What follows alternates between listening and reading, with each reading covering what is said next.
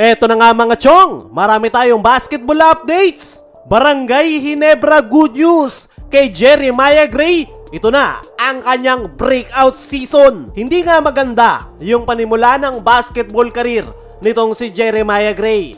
Pero ngayon, unti-unti niya nang nakikita ang liwanag dahil sa first 3 games ng Barangay Ginebra ngayong All-Filipino ay si Jeremiah Gray ang isa sa pinaka-consistent player ni Coach Tim. Sa una nilang laro kontra Magnolia, nagtala siya ng 13 points. Kontra naman sa TNT, meron siyang 8 points at 5 rebounds.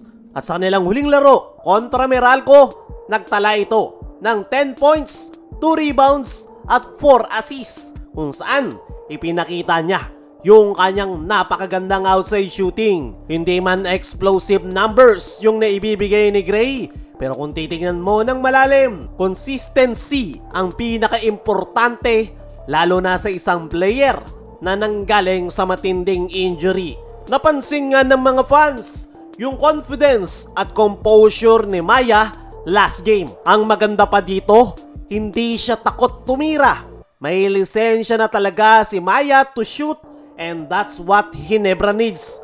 At confident shooter na kayang mag-spread ng floor at tumulong sa spacing para kila Scotty at Japet. At ngayon, nakikita na natin yung bunga ng tiyaga at tiwala ng Ginebra sa kanya.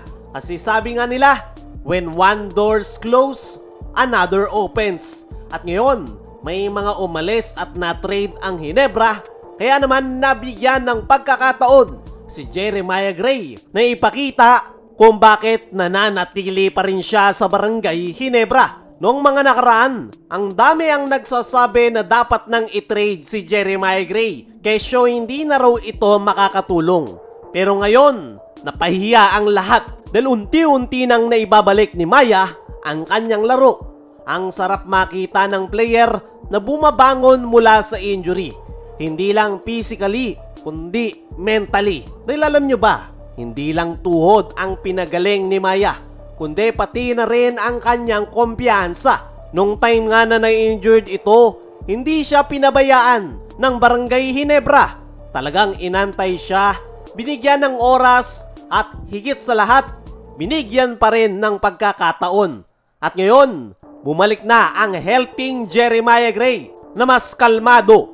Nandoon na ang kanyang opensa, nandoon rin yung kanyang depensa at energy. At kita mo naman, parte nga siya ng starting 5 ni Coach Tim. Hindi lang dahil kulang sa tao, kundi dahil deserve niya. Yan ang essence ng Ginebra culture, tiwala at pasensya. Hindi ka nila basta iiwan once na ikay mag-struggle o tamaan ng injury. Ganon talaga ang Barangay Ginebra. Kapag loyal ka, ay ganun rin ang ibibigay nila sa'yo. At ngayon mga chong, Jeremiah Gray is back, stronger and more focused than ever. Wala nang iniindang injury, maayos na ang mental health at ready na sa biggest season ng kanyang PBA career. At sa tingin ko mga chong, ito na ang breakout year ni Jeremiah Gray. At syempre, congrats din kay Maya sa kanyang bagong kontrata sa Barangay Ginebra. That's a sign na may tiwala sa kanya ang kanyang kupunan. Sana lang talaga ay hindi na tamaan pa ng injury itong si Jeremiah Gray para magtuloy-tuloy na yung pag-angat ng kanyang basketball career. Dahil simula nang magpa-draft siya sa PBA ay puro injuries na ang kanyang kinaharap. At sana ito na yung pag-angat ni Jeremiah Gray. At habang may good news kay Maya, meron naman isang tough situation sa dating Ginebra star na si Jamie Malonzo. Nitong mga nakalipas na araw, pumutok ang balitang na-terminate na ang kanyang kontrata sa Japan matapos lang ang 5 laro. At ayon sa mga source, mukhang hindi siya sasaluhin ng Ginebra. This is the tough situation for Jamie Malonzo.